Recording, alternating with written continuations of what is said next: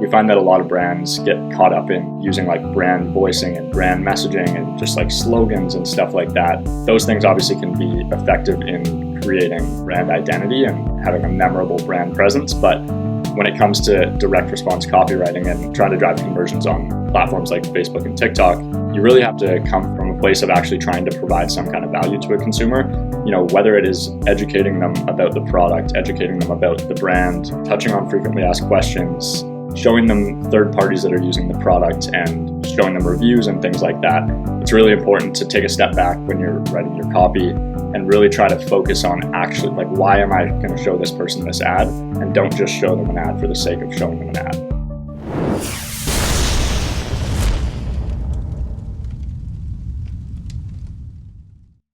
There's nothing better than hanging out with your best friend, someone who finishes your sentences and knows you better than you know yourself.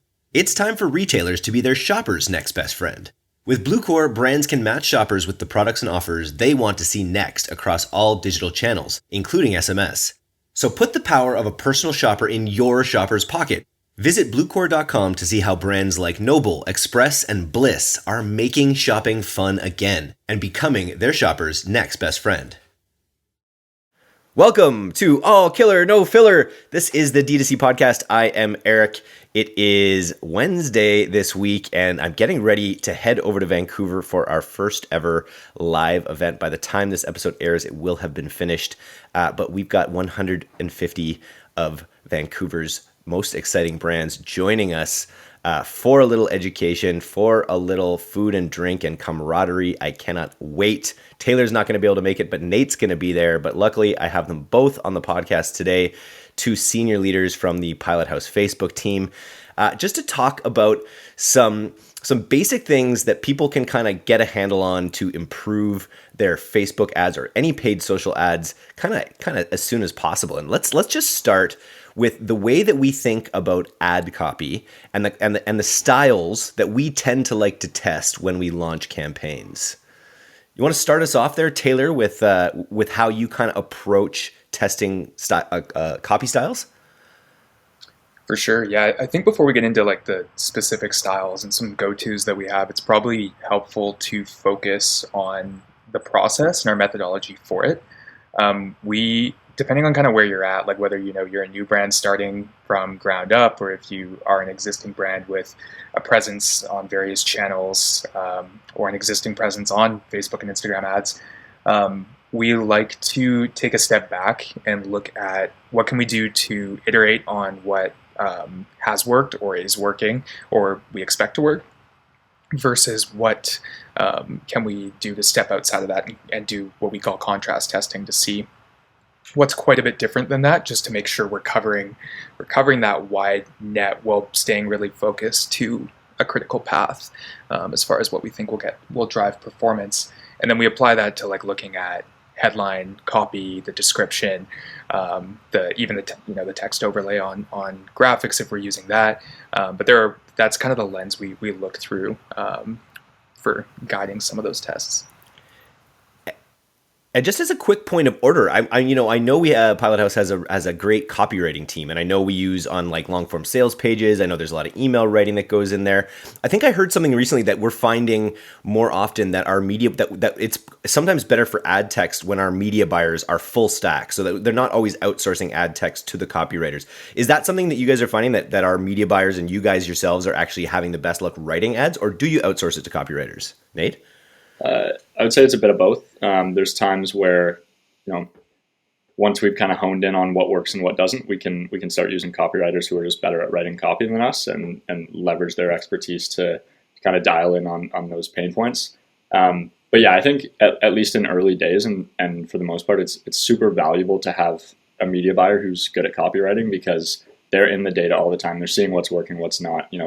They're super in touch with their website and the product and the brand and the consumers, and they really live and breathe the brand, and so they're kind of the best ones to go about writing that initial copy. And I think one thing to add to Taylor's point too about just kind of how we approach copywriting and copy testing, we like to look at it from like a value perspective and really try to think of why it is that we're showing a potential consumer, the product, or sorry, the copy that we're showing. We find that a lot of brands get caught up in using like brand voicing and brand messaging and just like slogans and stuff like that. And those things obviously can be effective in creating, a brand identity and having a memorable brand presence. But when it comes to direct response copywriting and trying to drive conversions on platforms like Facebook and TikTok, you really have to come from a place of actually trying to provide some kind of value to a consumer. Whether it is educating them about the product, educating them about the brand, touching on frequently asked questions, showing them third parties that are using the product and, showing them reviews and things like that. It's really important to take a step back when you're writing your copy and really try to focus on actually like, why am I going to show this person this ad? And don't just show them an ad for the sake of showing them an ad. You know what I mean? Makes sense. Totally. And, that isn't saying that you're not going to be not clickbaity, but you're not going to do. You still want to be hooky. You still want to do things that are entertaining and that are clever, but you also have to fulfill that promise and sort of provide the value as to why they've done it. Entertainment is that I think whenever I see an ad that makes me chuckle or like it's a meme or something, it just does give me this sense of like, okay, these guys are on the same page as me, right? Totally. Yeah, and I think maybe value is not the right word in an overarching sense. Maybe it's more, you have to have a reason for showing somebody ad. And the reason could totally be, I need to get the clicks as cheap as possible to my site. Or the reason could be, people don't know what this product is. I need to show them what this product is. Nice. And like we always say, it's not any one of these ads. It's most often going to be a bunch of these styles because people need to see different looks at a product before. So even if one ad works best, there's probably a supporting role for other ones that you're testing of these 5 that I think we're now ready to unveil here. So what's our number one copy style we like to use? And I guess this is really Facebook ads because TikTok doesn't have, like, the ad text really isn't as big of a part of TikTok, right? Totally, yeah. Yeah, it's more content focused. Totally. So what's our number one content style we like to talk about? Ooh, it's a tough one to give an exact number one. I mean, like one of my favorites that I've seen work really well, and I'm sure a lot of people would be familiar with this with a lot of brands, is the kind of hook plus emoji list plus CTA, like super disruptive style of ad. What's cool about that like format is you can test different angles within that hook. You can try different things, you can get creative, but then you can also test or really focus on the benefits, the USPs, your unique mechanism, like letting that shine through in some of the emoji list breakouts, and will almost guide someone through the process to purchase on that first touch point potentially, or in a retargeting ad if that's the case. And then you hit them with a CTA, really trying to focus on why the offer is so great you can't turn it down right now. And it's a pretty consistent performer for us. Typically, we include that in our stack of testing with pretty much every brand we work with. As one of our I love it. Give me a little more specific. So when you say hook, you're talking about like a specific, like give me an example of a hook in it, even if it's from an ad that we've run recently. Yeah, great one. So like a top performing one over kind of the Easter push was for one brand I work with was we basically put like Easter egg with an egg emoji and like an exclamation point at the top. Congrats, you found this secret offer we have on social. And then we broke it down from there into some of the offer specifics, and then we kind of stepped into some of the benefits and the mechanisms for why you want to purchase the product, and then added that CTA around why now is the right time to purchase. That's an example. It can be anything. Like you could do a question, you could run a lot of different things. The big thing we always like to look at after finishing and writing ad copy, I'll step back and say, is this punchy? If I'm scrolling in my feed, is that hook going to stop me and get me to engage in the way that could help me take that into action that I want? So, I love it. And it reminds me of an ad, my most successful ad I ever ran when I was promoting apps. I was promoting a Clash of Clans app competitor, and it was just an ad that said, better than Clash of Clans in quotation marks, because we had people tell us that. And then there was a bullet list, an emoji list of all the reasons. So you can actually control your characters, you can have real time, blah, blah, blah, all these different sort of benefits that we had over Clash of Clans. And those ads just absolutely dominated with that really dead simple hook sort of at the beginning, which challenged people. What do you have to say about this ad style there, Nate? I love that one. That's definitely a go-to when angle testing specifically, because it's, fast and simple to write, and like Taylor said, you can build it to kind of convey multiple angles and test all at once. And to the kind of other end of the spectrum, I would say another kind of go-to copy style is the long form copy. I feel like a lot of brands miss this, especially brands that are trying to be more branded. Because when you think of long form copy, a lot of times you think of DR, like super scrappy, almost sketchy pages and stuff like that. That some brands obviously want to avoid, but I think there's a lot of other ways you can go about it. You can dive into like a story and telling, potential consumers the story of your brand, or like a founder's story, or a story of somebody using the product, and include a testimonial in there, kinds of stuff like that can kind of, swing more towards the branded side, but still convey a strong message through long form copy. I think that's a great one. Tax season is over, but that doesn't mean your e-commerce company shouldn't stay on top of things. It's a hassle trying to find a strategic tax advisor that can ensure you have the right financial data needed to make critical business decisions. Look no further. The veteran team at 1-800-ACCOUNTANT has your back. Boost your profitability with 1-800-ACCOUNTANT, America's largest virtual accounting firm. They have the on-demand accountants you need to formulate your year-round tax strategy. They offer an entire suite of professional services, including payroll and bookkeeping, to make sure that your I's are dotted and T's are crossed. Get started today by scheduling a free appointment at 1-800-ACCOUNTANT.com/DTC. Speak to an expert who will show you how to get the most out of your business year-round. That's 1-800-ACCOUNTANT.com/DTC to schedule an appointment now. I remember, so going back, there's a couple of things I wanted to gut check whether or not they still work. So one of them it was one of our very first podcasts. It was a tip that I think I got from my friend Nick Shackelford, where he had sort of said that you can boost engagement on your ad by using, things like roadblocks is I think what he called it. But the specific one that he called out was saying, "It's true, ... and then go into something about your ad. Is that something that we still test? Like those simple sort of declarative statements that aim to grab attention? Totally. Yeah. And the "it's true" one, that's a classic. Like that crushed for a long time there. Things like that, they just grab somebody's attention and make them want to read a little bit more. And then ideally the second line gives like a little hint of what it is you're alluding to. And then people have to continue reading to kind of see what exactly it is you're going for. So definitely continue to test those styles of copy for sure. And the other one I wanted to gut check as to whether it's still working, especially, and it kind of fits with this, the second example you just gave there with the long form with testimonials, is do you include multiple links? Like the same way that you include link extensions on your Google ads, are you including different links to different sections of your site in these long form copy breakdowns? Yeah, as far as kind of speaking to that, we do test it in some places for sure. Something to consider with that is that on Instagram, it doesn't always actually hyperlink it out. It works a little bit better for the Facebook side of things. So it's something to consider with your brand.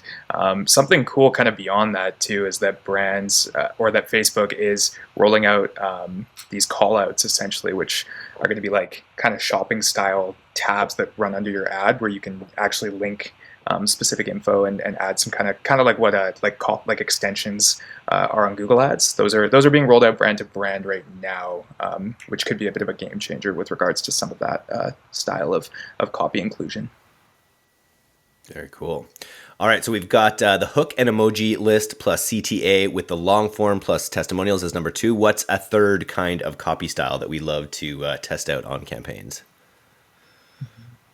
Yeah, another style, I mean, really just I'd say Q&A is another big one. When we're kind of staying in that hook and call out vein,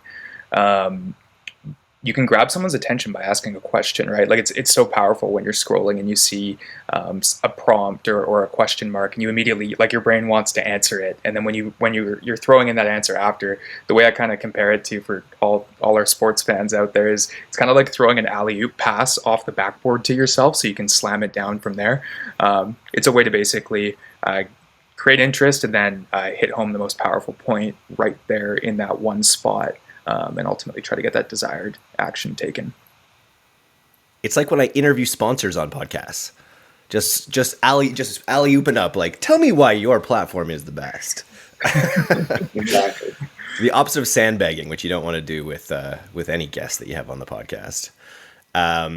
What's the app you've used this strategy as well there, Nate? Totally. Yeah. Yeah, definitely a good one. And you can kind of, I like to tailor it towards frequently asked questions. So go through your comments on your ads, get into, the reviews on your site, emails that you get, your customer service team gets, and go through it and find frequently asked questions and answer them. That's a great way to find kind of those hooky questions.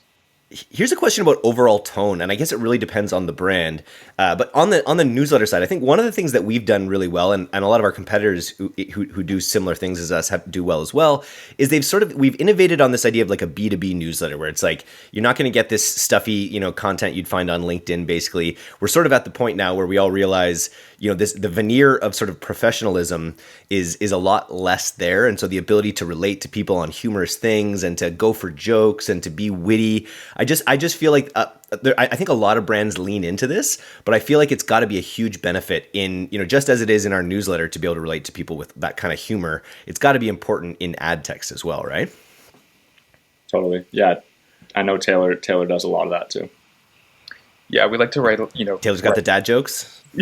Yeah, dad jokes are a good one. That's the big thing is like we love working together, especially as a team, and getting multiple eyes on these ones so that we get the tone right. We make sure that it's spot on. But we really work on trying to blend humor and meme style content with that end result. So it's kind of, we're always working towards making sure we're balancing that fine line of, could this become distracting and like too funny that people aren't even focused on, or it's unrelated to the product.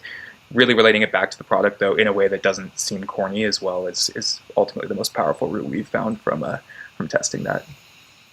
Yeah, and I feel like Taylor's mentioned this on the podcast before, but doing that in your comments, like go through your comment section and people will comment stuff bad. Try to find some that are, could be considered negative comments, but aren't like terrible comments, because obviously you might want to just hide those. But going through some of those comments and answering with like witty responses, and but we've literally seen that convert those people who commented negatively on an ad. So that's awesome. And that's doubly true on TikTok. Of everyone I talk to about when you're running ads on TikTok, when you do get a conversation, whether you're making a new TikTok about that, about that reply, or whether you're just replying to it, that like there's so much activity that happens in those comments. I remember I worked with a marketer in like 2016, a guy from Germany that was just doing so well over there, and he was saying that like 20% of his sales were coming from like his whole customer service side of things, but also like a huge chunk of that were literally from people commenting on his ads. So it's a definitely underused source. Nice. What other copy styles? I think we've got 3 under our belt. There's 2 more. I think these might be the simpler ones. But what are our last 2 copy styles we like to test? I would say one is just short and sweet copy. So focusing on like a one-liner, and again, still trying to provide value or have a reason for saying that. But it could be something as simple as a testimonial, nothing else, just a testimonial. Or you could do, testimonial and then a quick explanation underneath it. Or just like simple one-liners, like my go-to X for Y. You know what I mean? So super simple things like those. Super easy to test. You can think of a ton of them right away, and they do make good copy for sure. Nice. And then the last one sounds more like an essay, the 3-paragraph. Do you need to have a thesis statement, a conclusion, and a declarative statement, all these things? Highly recommend that format, yeah, because you hook someone in, you share your points, and then you conclude there. It's similar to the emoji style one. I think why I like that one quite a bit, at least to test against the others, is not everybody loves to read stuff with a ton of emojis breaking it up or things like that, right? Like it's pretty clean, it's pretty simple. It's also another situation where that might very well support highlighting your creative more and drawing more attention to your creative. So it's something to think about. It can be pretty valuable and pretty powerful, especially if you've got your angle and your benefit statements nailed in that copy. I love it. It all comes down to storytelling, right? In that case, you're absolutely right. I know a lot of people that are emoji averse. They just see emojis and it's not there. But if you can just hook someone with good writing, like a classic good story with a beginning, middle, and end, it's probably going to do you well. Totally. It's important to think about where in your funnel you're showing this copy to. A lot of the time what we see is that, snappier, catchier, wittier stuff works better at top of funnel, where you're just trying to get that cheap click and get somebody interested in what you have to say. And there's often times where that long form explanation type copy won't really work at top of funnel, because like you're saying, people don't really want to read that much. But once people are in your funnel, they know of your brand, then you can start to hit them with, explaining different pain points about the product, or Q&A, testimonials, all that kind of stuff in a more long form or medium form way. Can work pretty well. I love it. Have you guys experimented at all with any AI copy tools? Like, how long until this part of the job is just a couple inputs on an AI that spits out 100 variations? Tested it here and there for sure. Haven't seen like a ton of success yet, but I feel like it'll get there someday. I think that's the part that it hasn't been grokked yet, is just that, like, you could, if you had access to this, you could just test 1,000 ads in an hour or something, right? If you had an API, if you could set up the parameters for, the formats you wanted, you could just I guess that would waste a lot of money, because it would test a lot of garbage. I think in the next few years, I think you guys still will have a job. I just want to say with AI. So I know it wasn't a concern, but nice. Okay, cool. Well, I think this is a great, let's leave it here. We had we'll follow up with the top 5 angles that we love to test. So in a couple of weeks, we'll have you guys back on and we'll talk a little bit about the angles that we like to test. But for today, I think we've left the audience with some short and sweet, tips on copy styles that they can start testing in their ads right away. If you're listening to this and you've got a copy style that you think we need to hear about, or that the rest of the D2C audience should hear about, you can just send me an email at eric@directtoconsumer.co and tell me how you think about writing ad text. And then otherwise, we'll see you on the paid social platforms. And I will see you in Vancouver tomorrow, Nate. It's going to be a hell of an event. Hell yeah. See you there. Nice. Thanks, guys. Thanks, guys. Thanks, guys.